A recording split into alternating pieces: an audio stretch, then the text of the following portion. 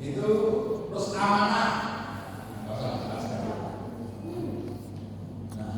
Ini tadi saya download di Google ini ya. Visinya sudah berubah begini. Sama ya? Oke. Gedungnya masih begini. Bagus kan? Ya. Yang lagi Pak. Oke. Ini Muhammadiyah apa Bapak Ibu yang saya hormati? Silakan dipahami. Muhammadiyah bertumbuh berkembang sekarang Islam 12 tahun nanti tanggal 18 hari Senin. Hari Senin saya mau bermuari Muhammadiyah milad di Ciamis. Ada yang dari Ciamis?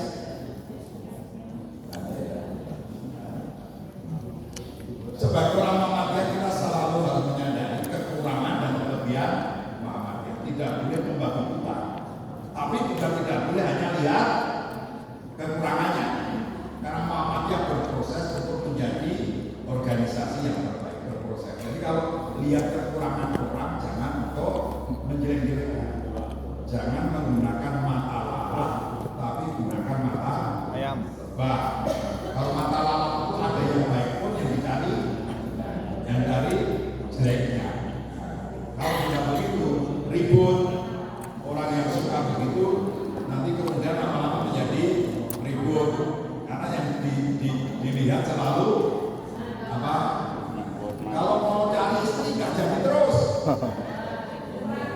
Kalau jadi siapa yang udah usia di atas 30 menikah? Mas Denny. Sudah semua. Sudah kalikan. Nah, orang sering menjuluki Muhammadiyah apa? Harokat, gerakan Muhammadiyah, gerakan Islam. Ada yang sangat menekankan pada manhaj. Maka Profesor Ida menulis buku tentang manhaj Muhammadiyah. Ada yang bilang cara berislam. Ada bilang ideologi Muhammadiyah. Kemudian ada gerakan ilmu Profesor Safi Ma'arif, gerakan amal yang sangat ditekankan oleh Ahmad Dahlan, yaitu kita gerakan amal al-Nahdlatul dan keadilan Pak Amin Rais yang sering menekan tema ini. Kemudian gerakan Tajdid, gerakan organisasi Islam, gerakan kemanusiaan dan sebagainya. Maka dia seperti ini. Nah,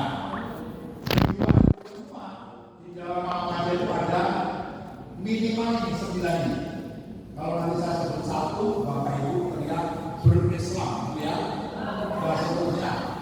Kadang nanti yang saya tunjuk yang teriak. Bermuhammadiyah satu.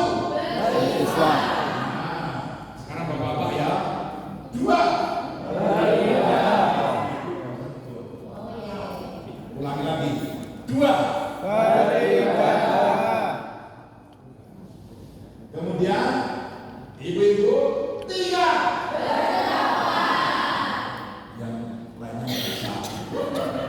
Tidak lama. Jadi Bapak Ibu silakan baca itu. Bermuhammadiyah itu berislam. Maka ada pedoman hidup Islami yang ingin selalu kita praktekkan. Karena intinya bermuhammadiyah itu adalah berislam.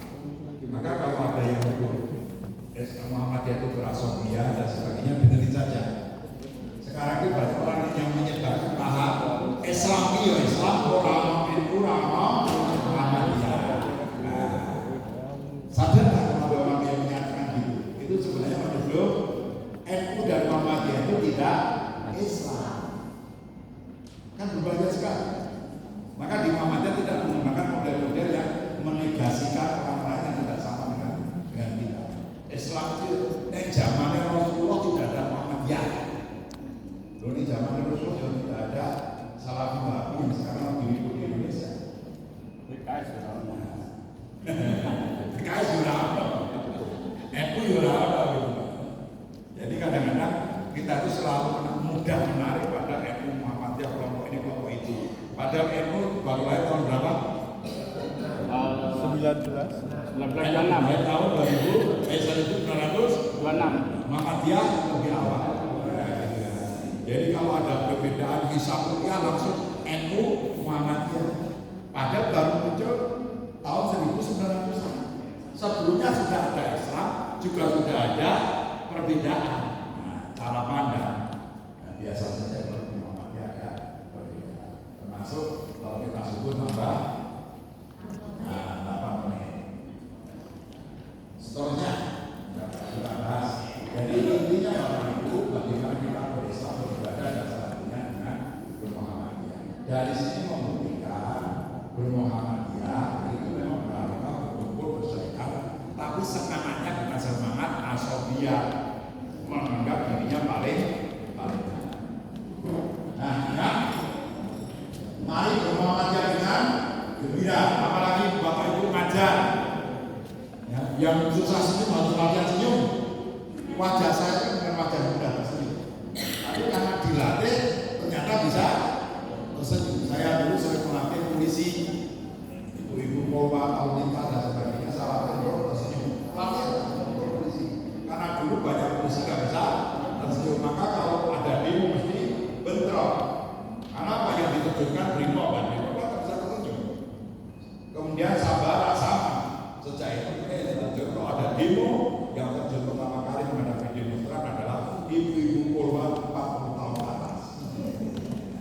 Ketemu sama anaknya, anakku kuliah buku Indo, anakku kuliah Pancasila, apa. Kalau itu nggak memang terjunkan polwan yang muda-muda yang cantik.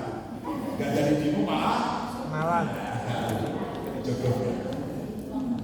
Senyum itu bisa dilatih, apalagi guru. Pernah saya tanyakan di rumah pelajaran apa itu? Sekolah itu berasal dari bahasa Arab, bahasa Bu, bahasa Inggris Bu. Terus Bapak bisa menjelaskan sekolah berasal dari bahasa apa? Hah? Tende juga boleh tahu. Bisa jawab sekolah berasal dari bahasa apa?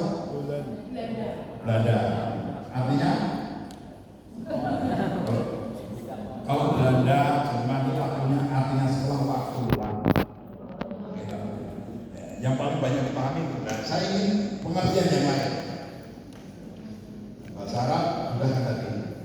Nah, Bapak Ibu bisa baca bukunya, tulisannya Ayah Edi, seorang pelopor guru sekolah Indonesia. Nah, salah satu bukunya itu menulis sekolah itu berasal dari bahasa Prancis. Ada yang guru bahasa Prancis?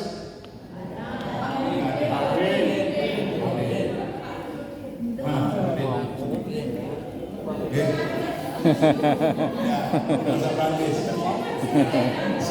Sekolah berasal dari bahasa Prancis.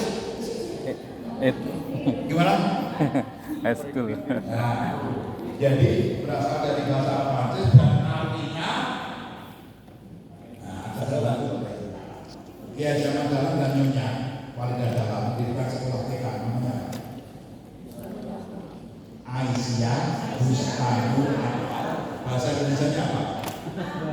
Aisyah Bustanu bahasa Indonesia apa? TK apa? Apa Aisyah Bustanu apa itu bahasa Indonesia apa?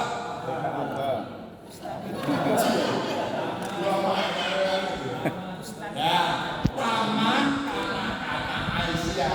Apa? Aisyah Bustanu apa? Itu bahasa Indonesia taman anak-anak Aisyah. Maka harus ditulis lagi di mana TK Aba. Ada kan? Ada. Nah, terus Ki Hajar Dewantoro yang diangkat menjadi Bapak Pendidikan Nasional itu membuat sekolah namanya apa? Taman Siswa.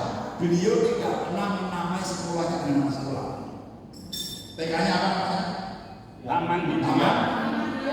Nah, SD-nya Taman Dewasa. Jadi setiap jenjang semuanya pakai taman, tapi tetap pakai taman. Kemudian Kiai Haji As'ad Umar, ulama Muhammadiyah, perumus penemu metode Iqra, ya, Iqra menjadi besar, penyebar Indonesia butuh wadah. Maka kemudian dibuat TPA, tempat pembuangan akhir. Apa yang benar Bu? Taman pembuangan. Ya,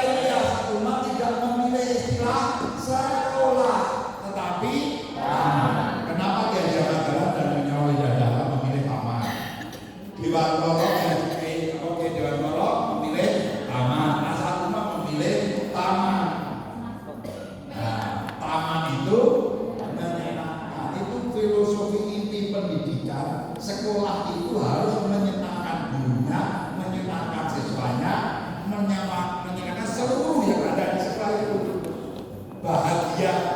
Kalau kita di taman gimana rasanya? Senang. Ya, pengen berlama-lama, pengennya nggak pulang-pulang, utang saja lupa. Nah, bahagia kan? Nah, sekarang dengan Menteri Pendidikan yang baru, sekolah itu harus dibuat seperti itu, menyenangkan. Maka begitu sudah pagi ya bangun pagi, balik itu terus ibadah, sholat, ada tujuan. Ujung pendidikan yang semua itu ada ujung ini penting. Memang belum disosialisasikan. Jadi Bapak Ibu, salah satu ciri kepribadian guru itu membahagiakan. Senyumnya sumringah. Jadi nggak model lagi guru itu galak, tegas, disiplin harus. Kalau memang muridnya perlu disiplinkan. Tapi nilai asli seorang pendidik itu adalah membahagiakan, memberi aman. Maka MUHA harus menjadi lingkungan yang menyenangkan, isinya banyak pepohonan, bunga-bunga dan sebagainya.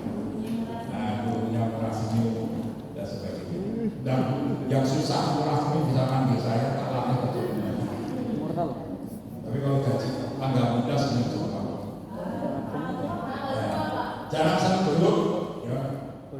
Muhammad itu terkenal termasuk sekolah Syaibat apapun kalau penyakit, sukanya duduk mesti hancur. Maka kebersamaan harus dijaga. Itu penting. Banyak senyum dan syukur.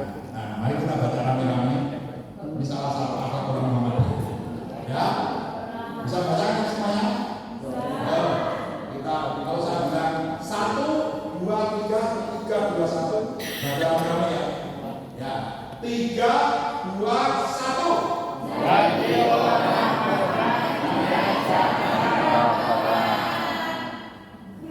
Gak usah saya Bapak tahu kan?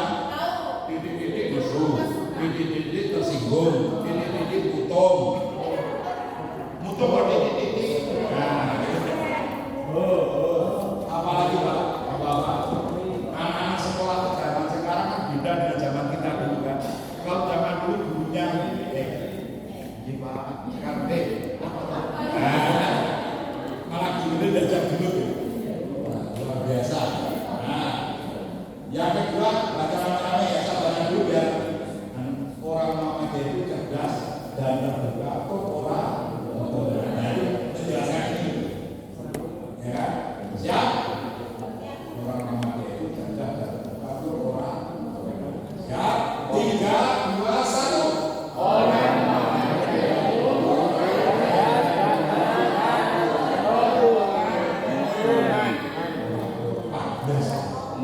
pemulungan. Ya, sekarang sampai itu baru yang gambar ya. 1, masuk. Orang Muhammadiyah itu cerdas dan terbuka. 2. Pemulungan. Saya salah satu dia. Kalau pemulungan, ini macam-macam ini orang Muhammadiyah mulai dari cara berpikir dan cara bersikap serta mengelola emosi.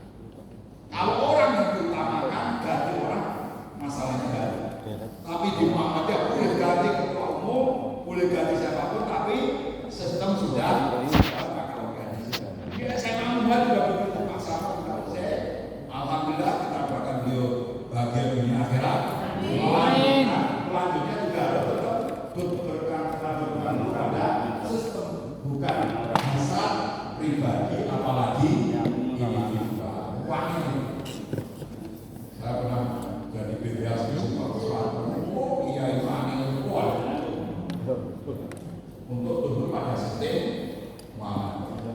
Biasa. Yang kedua, ini jangan kamu berteriak sanggup membela agama dalam menyumbangkan sebuah seorang pun, tapi berani aku mengamalkan harta benda untuk kepentingan agama. Kalau hanya Muhammadiyah banyak sepak bola banyak yang bisa, tapi di Muhammadiyah itu lebih banyak apa? Diminta untuk berkorban. Itu yang lebih berat. Mati itu sudah. Bapak saya tinggal dunia. Bapak saya meninggal di Senin 28 Oktober yang lalu. Selama itu ngaji, selama berjamaah dengan ibu saya ngaji, terus saya nanti dibuka pertanggapannya. Saya ternyata orang mati tidak melalui kembali. Maka kita yang jaga mengira kita akan selamanya hidup. Mana tuh? Nah, ini pokok ideologi yang kita pertemuan ini. Saya bahas. Nah, ini akhlak dalam berorganisasi. Secara kelembagaan Muhammadiyah mengembangkan akhlak untuk organisasinya seperti ini. Maka dinamakan kepribadian atau 10 sifat Muhammadiyah. Jadi kalau kita sebagai orang Muhammadiyah bergabung dengan Muhammadiyah, ini kita membawa organisasi ini menuju pada seluruh akhlak organisasi. Beramal dan berjuang untuk perdamaian kesejahteraan, memperbanyak kawan dan mengamalkan ukhuwah Islamiyah, lapang dada, luas pandangan, membuka kebahagiaan dan seterusnya.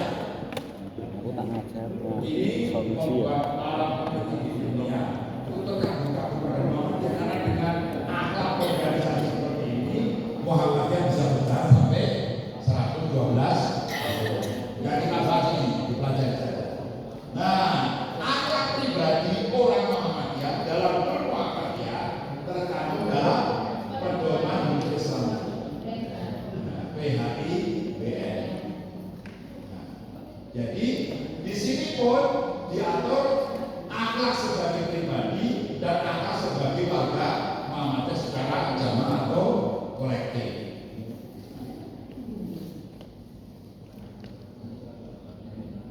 Ini diterangkan dalam buku Sistem Perkaderan Muhammadiyah. Setiap warga Muhammadiyah, setiap kader Muhammadiyah termasuk pegawai harus memiliki akhlak seperti ini.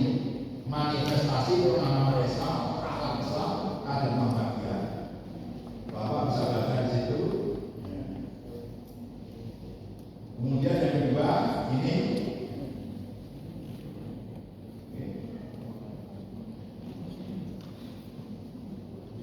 Nah, ini akhlak orang Muhammadiyah dalam bermuhammadiyah. Saya akan baca satu-satu. Menjadikan Muhammadiyah sebagai negara Islam yang padan. Jadi setiap pegawai SMA punya semangat untuk melakukan ini, Bapak. Jadi harus peduli terhadap Muhammadiyah agar menjadi kuat dan unggul. Jangan sampai ada pegawai Muhammadiyah malah semangatnya membuat Muhammadiyah lemah dan ketinggalan zaman. Semua rumah sakit, semua sekolah sekarang harus menuju pada keunggulan. Mudah-mudahan SMA Umar menjadi yang terbaik di Jakarta. Auto mengalahkan seluruh sekolah itu. Kira-kira bisa nggak? Bisa? Bisa. Sekarang SD sudah mengalahkan sekolah negeri. SMP belum, SMA belum. Tapi nanti akan menuju pada seperti SD. Di sekolah-sekolah swasta bisa mengalahkan sekolah negeri. Mudah-mudahan Mbak sebagai salah satu yang seperti itu. Memelihara, melakukan dan menyempurnakan gerak dalam tahap kesehatan dan komitmen dan istiqomah. Ini berat, Pak. Jadi istiqomah itu lebih berat dibanding ikhlas. Banyak orang ikhlas tapi tidak istiqomah. Tiba-tiba kaget tuh, dia nggak begitu lagi. Termasuk dalam kehidupan pribadi. Mungkin Bapak Ibu punya teman yang sangat cantik. Tiba-tiba 10 tahun kemudian kaget. Berubah wajahnya jadi gede banget. Nah, ini mesti ada masalah. Gak usah dicarikan buku tentang. Lalu ada misalnya karena masih ada SMA negeri, gurunya Islam ada 4, sintiganya orang Muhammadiyah, yang satu ini cukanya yang aneh-aneh.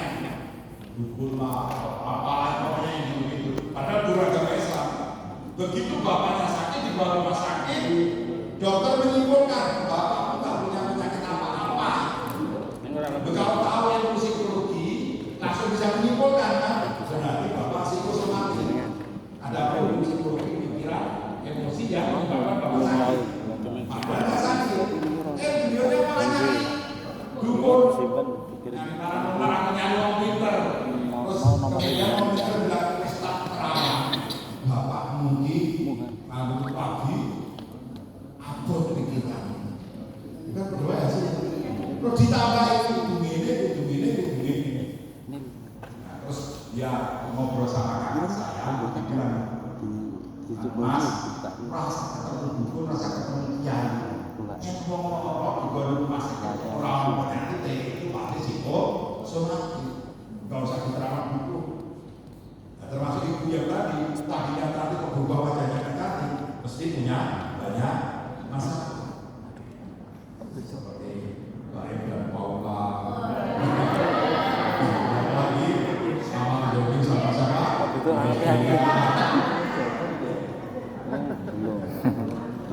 Ini silakan ya dibaca di situ. Tapi yang paling penting Bapak Ibu, ya, saya di sini menekan pada akhlak komunikasi. Karena sebuah organisasi akan hancur, SMA akan hancur, TK akan hancur kalau sudah muncul problem komunikasi yang tidak bisa berjalan dengan baik. Maka komunikasi dengan apa itu panjenengan guru ngomongannya akan dengan murid, perilakunya akan dicontoh oleh para murid. Coba perhatikan, maksud kita baik, tapi kadang-kadang kita salah menggunakan kata. Misalnya, Bu Jamal orangnya baik tapi cerewet. Perhatikan ya, Bu Jamal orangnya baik tapi cerewet. Sama kalimat yang kedua, Bu Jamal orangnya cerewet tetapi baik. Kalau nggak sadar kan nggak sama. Kalau ibu milih yang pertama atau kedua? Kedua. Karena Bu Jamal orangnya cerewet tetapi baik, kesimpulannya baik. Tapi kalau Bu Jamal orangnya baik tetapi cerewet, kesimpulannya cerewet. Padahal hanya salah. Itulah yang sering kita membuat kita libur. Suami istri juga begitu. Suaminya ngomongnya gini ngomong soalnya wes. Padahal itu merasakan. Karena wanita lebih memperhatikan rasa bahasa dibanding kata-kata yang di bahasa itu ada rasanya. Demikian juga itu ngomong dekat pada suaminya. Suaminya juga tersinggung. Padahal maksudnya itu baik kan juga. Kalau ada seorang istri ngomong terus suaminya tersinggung, itu berarti dia benar-benar laki-laki. Karena laki-laki itu susah terima nasihat. Maka ibu jangan semangat, tak nasihat itu berubah nggak bisa. Maka ibu jangan ngomong pengen menasihati laki. Malah ibu